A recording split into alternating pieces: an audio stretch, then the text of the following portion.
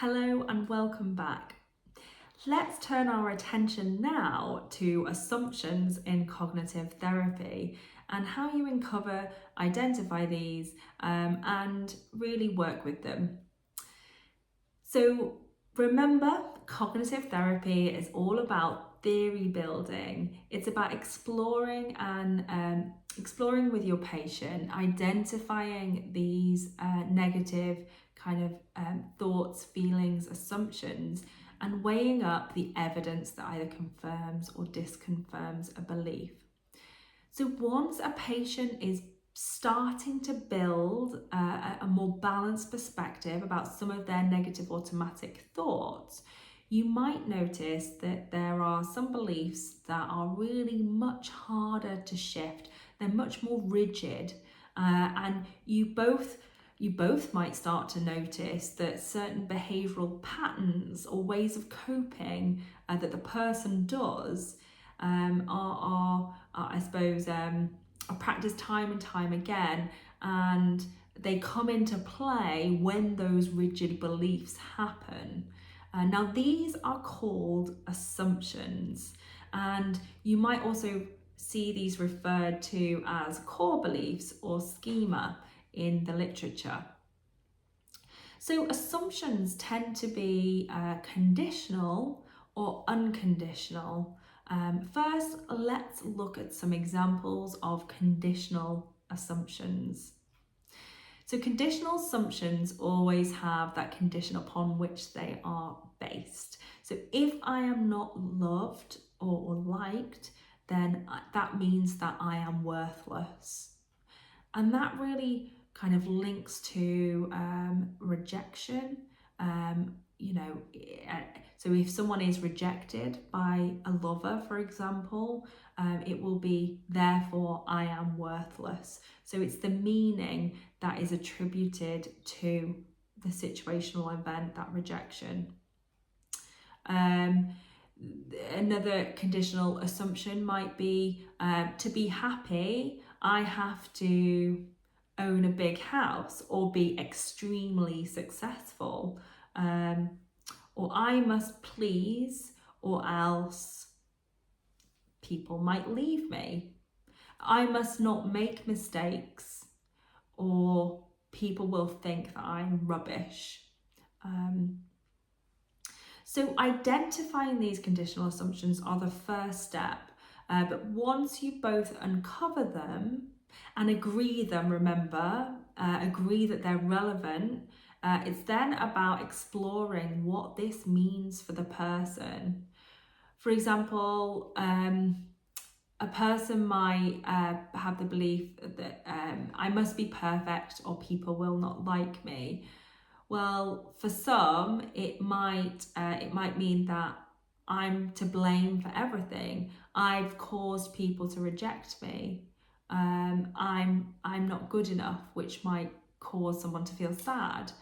On the other hand, it might lead someone to think life is harsh, people are nasty, it's not fair, I try so hard.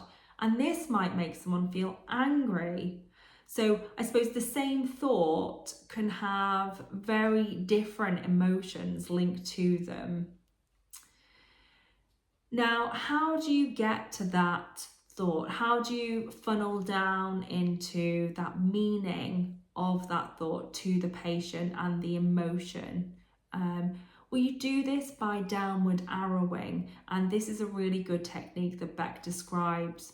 So when you've uncovered a belief, you can simply ask the patient, if this were true, what would be so bad about this? And then the patient will uncover a further belief. And then you ask the question again. So if this were true, what would be so bad about this? And if a patient can no longer answer, that means that they have got to probably, their core belief. Now, for conditional beliefs like these, we need to explore how to formulate a sort of more healthy guideline, a more healthy kind of consideration that's going to replace that rigid rule. And some ways in which you can do this are by exploring some of these ideas. So the first one is that self-fulfilling prophecy. So if someone had a conditional belief, if I don't get close to anyone, then no one will reject me. And that's usually linked to a I am unlovable core belief. And the person gets to a later age and realises they have no close relationships. They may consider that this is indeed down to the fact that they are unlovable. So this provides a really good rationale about why we should focus on that conditional belief. In other words, if we behave differently, then we can possibly learn something new. And it's about putting to the patient, is it worth it? Is this, is it worth sort of trialing and testing this out? Because if we were to learn something new, that in fact you are lovable, well, that's really worth learning. But we need that opportunity, that new experience. Another example is self-worth. So if someone has extremes of thought, you're either good or you're really good or you're really bad, then it's about sort of trying to funnel down from the extremes, about finding degrees of good and degrees of bad, perhaps situational sort of examples of this, because we are very changeable.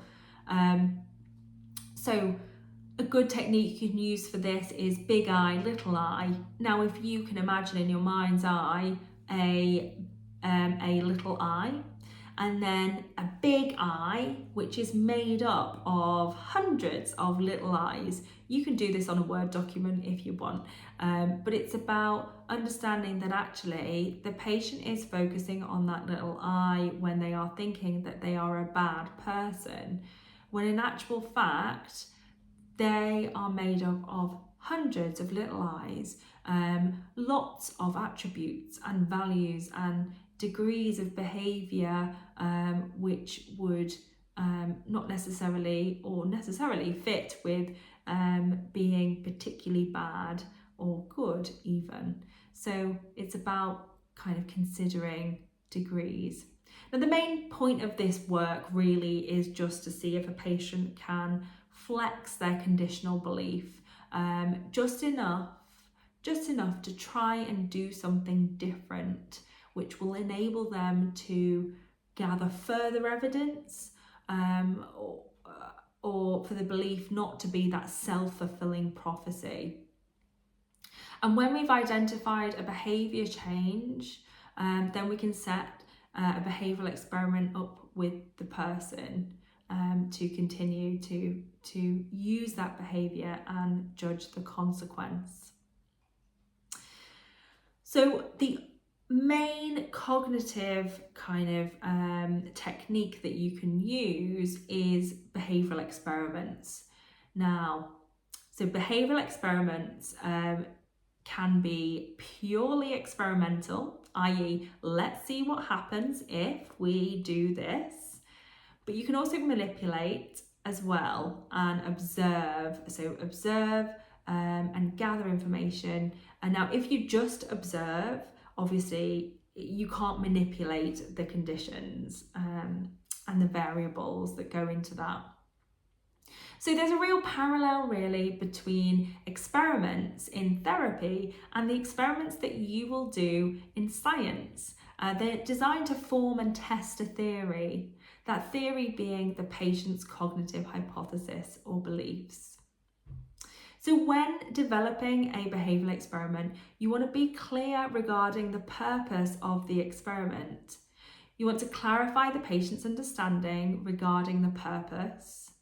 And ideally ensure there is a no-lose outcome, that there's always something that a patient is tangibly going to be able to learn. You want to select the type of experiment and assess exactly how the experiment's going to be conducted, What are you going to do? Where is that going to be? When are you going to do it? With whom does that need to be to kind of fully test that belief? And why are we doing this? Is it worthwhile? Is there a point to it? Is it going to show us something new? And how exactly are we going to test that? It's really important when doing a behavioural experiment, and I cannot emphasise this enough, to specify your measures, to really understand exactly what you're measuring and how you're going to observe that. Okay, so the other thing I want to tell you about is formulation. Formulation's a really good, often a really good learning point for patients in its very self, because it helps them understand the context of their thoughts. And sometimes you'll never even get to the core belief work in treatment, but if you do, it's about tracing those critical incidents back to the rules, back to the beliefs about self and the world and the future, back to the early experiences that the patient has. And in doing this, you will identify and hypothesize those core beliefs. So let's just talk about these core beliefs. Now, before working on a core belief, you want to help a patient to understand that it's an idea, not necessarily the truth, despite it feeling like it's completely true. It's an idea that can be tested, and it may be rooted in those child events. And so it may or may not have been false at the time that the person came to believe it. So it may have some validity in it, but it continues to be maintained by these schemas, this bias, and the behaviours that we have in place, these rules that prevent us from learning anything new. So when you identify these, you have a variety of strategies that you can use over time to change the idea, that in order to change the idea, and also how they view themselves in a more realistic way. So you can do this in a number of ways. For example, you can help them develop a new belief. So you've been doing this from the beginning of treatment by deliberately eliciting and pointing out positive data. So it's nothing new per se, but it might be asking the person, what are your strengths? Whenever needed, ask whether certain data has indicated other strengths. It might be about what positive experiences have you had since your last session. A positive data log is really useful for this. Ask for the attribution that a person displays when showing those positive behaviours. What does that say about you? That you held the door open for that person, or you helped that elderly lady in with their bags. And you always want to provide that feedback for accomplishments and positive qualities. Now, there are lots of techniques to modify core beliefs. We have merely touched on a few, but I would like you to go back and look at Beck's book, Cognitive Therapy for Depression, because this is where you will find some really, really helpful tricks and hints. Again, Judith Beck's book is also really good for this. So I hope you've enjoyed this video, and well done for listening.